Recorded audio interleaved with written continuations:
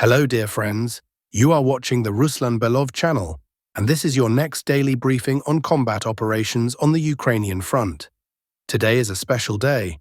It is the final day of the outgoing year 2025.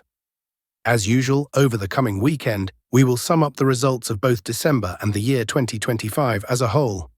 But before we move on to the review of the current situation, I would like to sincerely congratulate you on the upcoming new year. May it bring as many bright and positive moments into your life as possible.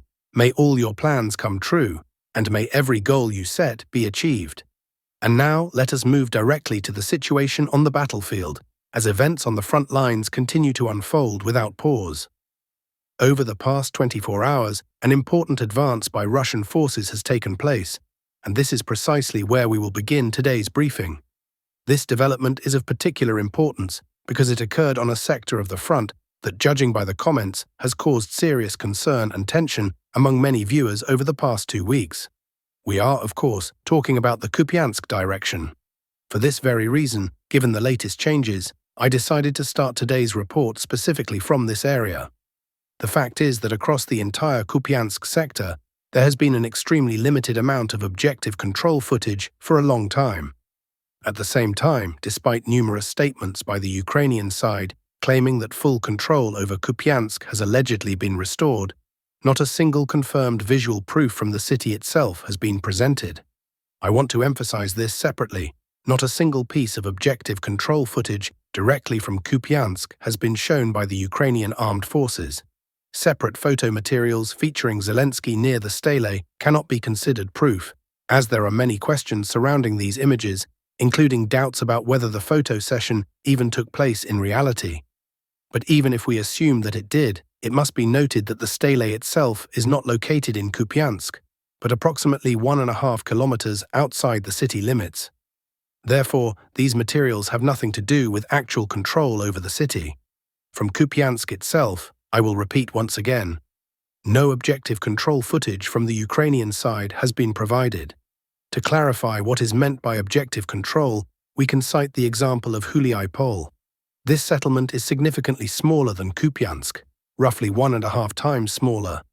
And after it was taken, fighters from the East grouping provided 41 confirmed images with flags from various points across the city. That is what real confirmation of taking a settlement under control looks like. In the case of Kupansk, the Ukrainian side has not presented a single such image. And now, fresh video footage has appeared showing Russian assault units in action, not from Kupansk itself, but from an area west of the city, the settlement of Moskovka. In these videos, Russian fighters are operating calmly and moving freely through the western part of the village. The footage appears extremely recent. A significant amount of fresh snow is clearly visible, indicating that it was recorded very recently. This, in turn, points to a very serious advance by Russian forces in this sector. Such footage speaks volumes. First, in Moskovka itself, Russian units managed to advance through residential areas by more than a kilometer, approximately 1 kilometer and 150 meters. Second, the very fact that Russian assault units are actively operating in a settlement located west of Kupiansk indirectly confirms Russian control over the right bank part of the city, at least over those districts that directly border Moskovka. It is obvious that such an advance in Moskovka would have been impossible if this part of Kupiansk were truly under Ukrainian control.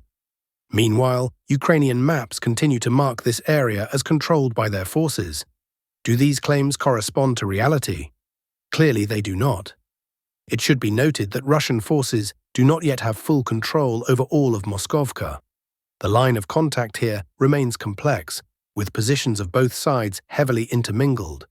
However, approximately half of the settlement is already under Russian control, and efforts are currently underway to develop this success and push Ukrainian forces out of the southern part of the village. Thus, this can be described as a kind of pre-New Year's gift from the fighters of the West grouping. Positive and long-awaited news from an extremely difficult sector of the front, from which there had been no good news for a long time. The city is being held, positions are not being abandoned, despite numerous claims in Telegram channels that it has allegedly been lost. Moreover, Russian units are not only defending, but are also conducting counterattacks and expanding their zone of control. At the same time, I will once again emphasize that the situation remains extremely difficult. Holding positions on the right bank is associated with serious challenges due to logistical difficulties across the river. The line of contact runs in close proximity to the Oskil River, and Russian crossings are periodically subjected to enemy fire. Nevertheless, the fighters are demonstrating exceptional resilience and continue to hold their positions, repelling attacks by a numerically superior enemy. The battle for Kupansk continues. Moving on, and this is far from the only advance recorded over the past 24 hours in the Kharkiv region. If we move further north, on the Malov bridgehead, Russian units advanced simultaneously on two sectors. The advances here cannot be described as large-scale or decisive, but they are still significant. Methodical pressure on Ukrainian positions continues, forcing the enemy to retreat. First, in the Dvorichansky area, Russian forces advanced forward, captured 3 strongpoints, and took control of an area slightly exceeding 2 square kilometers. Second, an advance was recorded in the direction of the settlement of Katny. It is still difficult to speak about the prospects for further development on these sectors, especially in January. The forces involved on the Russian side here are limited, so rapid breakthroughs should not be expected. Most likely, we will continue to observe the same steady but slow advance. The most intense and decisive fighting is currently unfolding in the north of the Kharkiv region. It is here that units of the North grouping are demonstrating the most noticeable successes. When we summarize the results of the month in early January, you will be able to clearly see how much the front line in this area has changed over the course of December. Over the past day, Russian fighters entered the settlement of Vovchansky Khutori and advanced through residential areas by nearly 1 kilometer. This allows us to say that the western part of the village has been securely consolidated. The settlement itself is quite elongated, stretching along the Vovcha River, and undoubtedly represents an important tactical objective for the Russian army. Control over Vovchansky Khutori is necessary, among other things, to prevent a scenario in which Ukrainian units could accumulate in this area and then carry out raids and counterattacks into the eastern part of Vovchansk, thereby challenging control over the city. It is precisely for this purpose that work is currently underway to establish full control over the village. Taking into account advances to the south and west, it can already be said that Vovchansk now has a certain degree of protection against possible counterattacks by Ukrainian forces. All attempts by the Ukrainian armed forces to break back into the city, which they have undertaken recently, have been successfully repelled. Now let us move to the Dnipropetrovsk-Zaporizhzhia direction. After the Russian army took control of Huliaipol, the Ukrainian side attempted to take advantage of severe weather conditions, a snowstorm, to carry out several strikes and land multiple sabotage groups, essentially in the rear of Russian units, on the eastern bank of the Haichur River. However, as reported by military analyst Yuri Podolyaka, these attempts ended in failure. Despite exploiting the bad weather, Russian UAV assets detected and destroyed Ukrainian equipment in a timely manner. Those groups that managed to land in forest belts were mostly neutralized, with part of their personnel taken prisoner. As a result, counterattacks by Ukrainian assault units yielded no results, while the Russian army continues advancing toward the settlement of Zhelezno-Dorozhnoye. The capture of this settlement is of fundamental importance, as it has a developed system of fortifications and can be used as a stronghold for concentrating personnel. Russian units have already practically reached the outskirts of Zhelezno-Dorozhnoye and are beginning battles for this key defensive node. However, even more significant events are unfolding in the area of Ternavate. Here, Russian forces are conducting combat operations simultaneously on the southern, eastern, and northern outskirts of the settlement. The Ukrainian side is offering fierce resistance, attempting at all costs to hold the line of contact. South of Ternavate, Russian units crossed the railway line and began descending from the watershed ridge toward Rozhdestvenskoye. Reports also indicate that Russian forces have nearly completed the establishment of control over the settlement of Bratskoye. Going forward, relying on this bridgehead, Russian forces will likely advance toward the Dnipro grouping, which is also conducting an advance in a meeting direction. The goal of these actions is to encircle the Orikhiv grouping of the Ukrainian armed forces and subsequently advance westward with the objective of taking control of the remaining part of the Zaporizhzhia region. Additionally, it has been reported that an evacuation has been announced in more than 40 settlements in the Dnipropetrovsk region.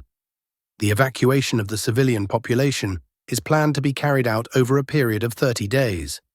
This information has been confirmed by the Regional Military Administration, the Doropilia Direction, the Center Grouping. Here, after Russian units completed the clearance of the main pockets of resistance that had previously remained in Mirnohrad, Russian forces began regrouping. It is evident that an acceleration of offensive operations toward Doropilia is only a matter of time. Moreover, this process has, in fact, already begun. According to the latest report from the Ministry of Defense of the Russian Federation, the Russian army has taken control of the settlements of Volnaya and Novaya Shakova. In addition, incoming information indicates advances toward Novi Donbass and Belitskoye. Thus, the Doropilia direction, after control was established over Mirnohrad, as we previously anticipated, is beginning to activate quite rapidly. And finally, regarding the frontline situation, over the past 24 hours, the Russian army has also achieved successes in the Sunumi region. Moreover, this is not merely about localized advances, but about the return of a previously lost settlement to full control. We are talking about the village of Andriivka, which was liberated by fighters of the North Grouping. Let me remind you that during the summer, the Ukrainian armed forces managed to retake this settlement as part of their counter-offensive operations in the Sumy region. However, they failed to develop that success further, as had been planned by the Ukrainian command. Moreover, for several months now, the Ukrainian side has shown no progress at all in this region. On the contrary, a consistent counter-offensive by Russian forces has been observed here. In the course of these actions, which can now be confidently described as offensive operations, units of the Russian armed forces succeeded in driving Ukrainian formations out of Andriivka and fully clearing the settlement. At present, the village is once again under full Russian control. The next objective will most likely be the return of Kondratovka. If it is liberated, all settlements that the Ukrainian armed forces managed to capture during their summer counter-offensive in the Sumy region will once again come under Russian control. In effect, this means a complete nullification of the results of Ukraine's summer counter-offensive in this direction. Overall, I have not yet summed up the results for December. We will do that tomorrow. However, even now it can be said that the month turned out to be quite successful in terms of the pace of advances. In terms of the number of settlements taken under control, preliminary data indicate that the Russian army liberated at least 6 cities in December. Yes, this month cannot be called record-breaking in terms of advance dynamics, but considering the winter season, the results look more than solid. We will return to this topic in detail in a separate episode dedicated to the results of December. Meanwhile, the Russian army has struck industrial and port infrastructure in the Odesa region. As a result of another series of attacks by Russian unmanned aerial vehicles, key economic facilities were damaged in the ports of Ilychivsk and Yuzhny. Industrial infrastructure elements, oil storage tanks, and one vessel located in the port were hit. One of the strikes caused a large-scale fire. Such systematic attacks consistently undermine Ukraine's logistics chains and export capabilities in the Black Sea region. A separate issue that deserves attention is the story surrounding the alleged strike on the residence of the President of Russia. Why has this topic received such wide resonance? The situation surrounding the nighttime attack by the Ukrainian armed forces on a facility linked to the residence of Vladimir Putin is developing in a highly revealing manner. Reactions followed from a number of major countries. India, the United Arab Emirates, Kazakhstan, and Uzbekistan expressed their outrage. The United States also did not remain on the sidelines. Donald Trump publicly expressed concern over the information that had emerged. However, the key point in this story is not the reaction of individual countries. The entire world has effectively frozen, waiting to see how Russia will respond. At the same time, the Russian Ministry of Foreign Affairs responded almost instantly, with several official spokespersons stating that a response would follow and that it would not be limited to diplomatic measures alone.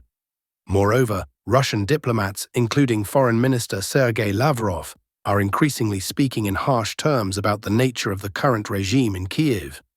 Direct hints are being voiced that, in their view, such a regime should not exist on the political map of the world at all. At the same time, it is being emphasized more and more often that Russia's position in any potential negotiations on Ukraine will be significantly toughened in light of newly revealed circumstances. It is noteworthy that all of this happened almost immediately after the failure of another attempt by Donald Trump to persuade Zelensky and Putin to accept the so-called peace plan, which in expert circles has already been labeled an ultimatum to Russia. As one political analyst notes, such rapid and sharp reactions are uncharacteristic of the Russian political system. Normally, such steps are accompanied by meetings of the Security Council of the Russian Federation and lengthy coordination processes. In this case, however, there is a sense that everything unfolding is part of a pre-approved scenario, and that the strike on the residence merely served as a formal trigger to activate it. According to analysts, the real reason for the public escalation was precisely Kiev's position, its refusal to accept proposals formed within the framework of contacts between Putin and Trump. At the same time, there is confidence that Trump himself is fully aware of what is happening. According to commentators, this explains both his concern and the signal that is believed to be directed primarily at Europe.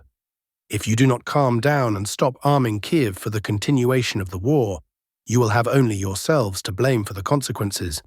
Against the backdrop of continuous Ukrainian retreats and the transfer of virtually all reserves to the Kupansk direction, the risk of opening a new front has increased significantly, this time in the Chernihiv region. This is reported by the Telegram channel Legitimny. In this regard, Ukraine's leadership on Bankova Street has begun urgent preparations for defense. This explains the decision by Ukrainian authorities to announce mandatory evacuation from 14 border settlements in the Chernihiv region, including the Novorod-Siversky, Semenivka, Snovsk, and Horodnia communities. According to available information, Commander-in-Chief of the Ukrainian Armed Forces Oleksandr Syrsky warned Zelensky of a high probability that Russia could open another direction of military operations. In his assessment, the Chernihiv region could become the new theater. Ukrainian intelligence claims that in the Bryansk region, the Russian side has allegedly concentrated 4 to 5 brigades intended for a potential breakthrough toward Chernihiv. At the same time, it is emphasized that the Ukrainian armed forces lack the necessary reserves to fully defend yet another front, which makes an urgent and comprehensive mobilization of all available resources essential for the Ukrainian leadership. That concludes today's briefing, friends. Thank you for your attention, support, and trust. Thank you for staying with us and following developments together with our channel. Take care of yourselves and your loved ones. I wish you a calm night and peaceful skies above. See you in the next reports.